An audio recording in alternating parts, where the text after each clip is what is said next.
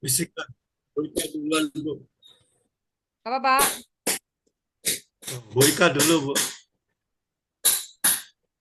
Masih belum, Bu Ika? Oke, nanti aja. Oke, kita akan masuk ke bagian berikutnya adalah tentang bagian result and discussion, hasil dan pembahasan. Apa isinya di sini? Hasil pengumpulan data, kemudian hasil analisis data dan pembahasan yang dikaitkan dengan apa yang kita tulis di literatur review. Kemudian berikutnya adalah conclusion and suggestion for future research, yaitu ringkasan hasil penelitian, kontribusinya, dan keterbatasan dan saran penelitian selanjutnya. Contohnya adalah seperti ini.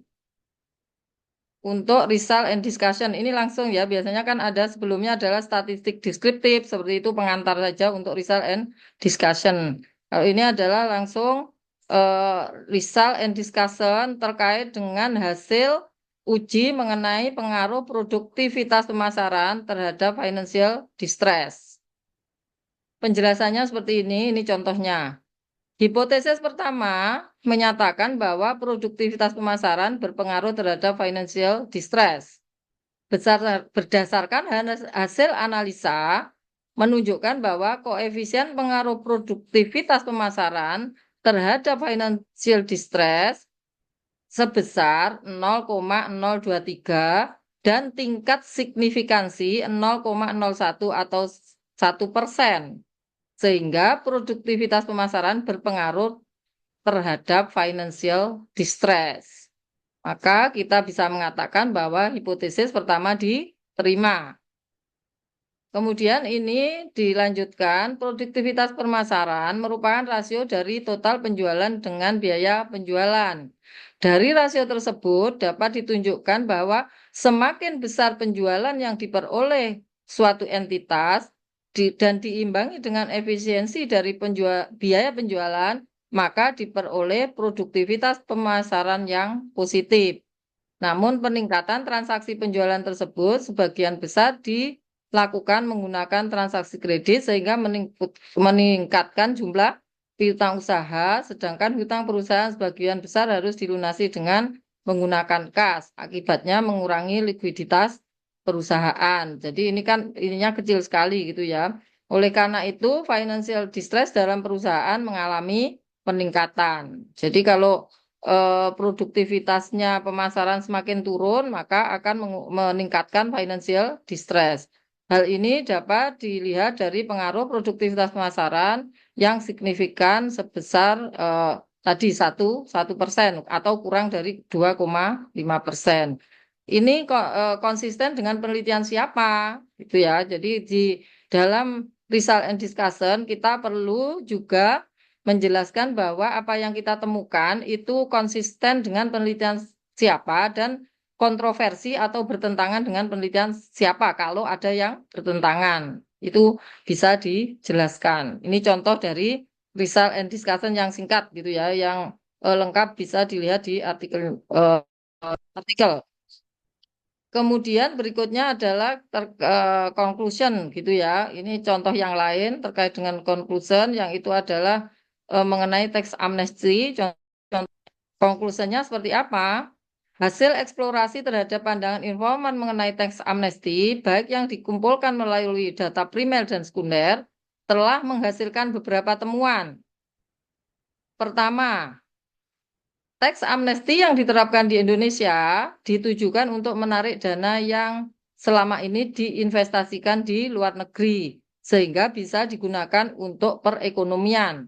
Realisasi repatriasi yang rendah dibanding deklarasi dalam menunjukkan bahwa minat untuk membawa dana masuk ke dalam negeri masih rendah.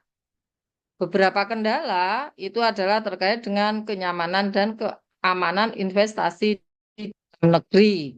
Oleh karena itu perlu dicarikan solusinya. Mungkin itu bisa menjadi penelitian selanjutnya terkait persepsi mengenai atau solusi mengenai tingkat kenyamanan dan keamanan investasi di dalam negeri. Ini contoh style penulisan conclusion yang tidak pointer-pointer. Kadang ada yang menulis eh, conclusion itu pointer seperti ini. Satu. Kemudian jadi ada nomor satu, nomor dua, dan sebagainya. Tapi itu tergantung dari style kita masing-masing. Kalau saya, karena saya disertasinya kualitatif, maka menyukai penulisan conclusion itu yang bersifat naratif.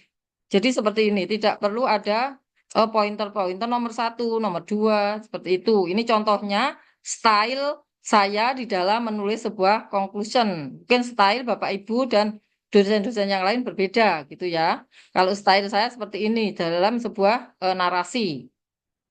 Temuan pertama tadi sudah dijelaskan. Temuan kedua, teks amnesti menjadi salah satu cara pemerintah untuk meningkatkan perlindungan pajak sehingga dapat digunakan APBN. Itu conclusion yang second conclusion. Kemudian ini yang ketiga, teks amnesti sebenarnya bukan satu-satunya cara untuk menang luar negeri. Cara yang lain adalah menerapkan hukum yang tegas bagi warga negara yang menempatkan dananya di luar negeri. Kemudian kesimpulan keempat gitu ya. Terakhir adalah kesimpulan keempat. Ini adalah contoh style conclusion yang tidak pointer-pointer. Yang pointer-pointer berarti kita kasih ini satu, kemudian berikutnya dua, tiga, empat, dan seterusnya seperti itu.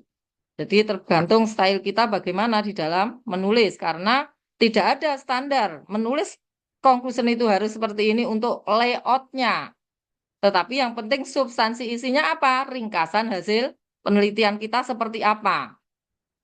Jadi itu substansinya dalam kesimpulan kita harus bisa menunjukkan inilah hasil penelitian secara singkat.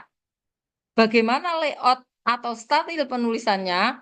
Boleh ini boleh pointer-pointer 1, 2, 3. Itu adalah teknis layout atau teknis penulisan. Yang penting substansinya kita sudah memenuhi kriteria bagaimana isi dari sebuah conclusion. Kemudian berikutnya ini adalah suggestion for future research. Di akhir tulisan kita perlu ada bagian mengenai saran untuk penelitian selanjutnya. Yang ini bermanfaat bagi peneliti-peneliti lain yang ingin meneliti tema yang sama dengan kita. Apa yang perlu kita dilanjutkan dari penelitian yang sama dengan yang kita teliti. Ini membantu peneliti-peneliti lain untuk mengisi gap-gap yang kita hasil atau yang kita jelaskan di dalam penelitian kita sehingga penelitian-penelitian terkait teks amnesti bisa berlanjut baik oleh peneliti sendiri maupun oleh peneliti-peneliti yang lain. Ini contohnya untuk saran penelitian selanjutnya. Penelitian ini menggunakan informan tunggal yaitu seorang kepala bagian bidang pemeriksaan penagihan intelijen dan penyidikan di sebuah kantor wilayah Direktorat Jenderal yang mewakili aparatur pajak. Peneliti selanjutnya dapat dilakukan dengan memperluas cakupan informan, meliputi pengusaha, wajib pajak bujur, akademisi, dan pendapat para ahli. Nah, ini adalah contoh terkait dengan keterbatasan penelitian kita. Jadi kita di dalam menulis, di dalam meneliti, kita tahu betul apa yang kita teliti. Sehingga kita mengetahui keterbatasan penelitian kita, sehingga kita dapat menyarankan kepada peneliti-peneliti selanjutnya apa yang harus mereka teliti. Di samping itu, penelitian ini hanya melakukan eksplorasi dan belum melakukan analisis secara kritis terhadap kebijakan teks amnesti. Oke, berarti penelitian selanjutnya bisa memasukkan aspek kritis dari teks amnesti, terutama aspek keadilan. Jadi penelitian ini kan deskriptif saja gitu ya. Jadi hanya mengeksplorasi, menjelaskan hasil eksplorasi, kesimpulannya apa. Terbatas sampai di situ. Yang belum dilakukan adalah melakukan analisis kritis dengan critical paradigm.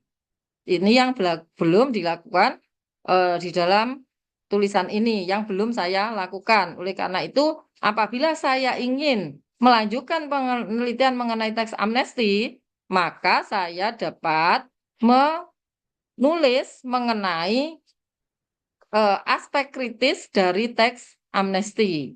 Jadi mengkritisi terkait dengan kebijakan tax amnesti, terutama dengan aspek keadilannya yang belum tereksplor. Saya belum melakukan kritik atas kebijakan tax amnesti yang saat ini dilakukan oleh pemerintah.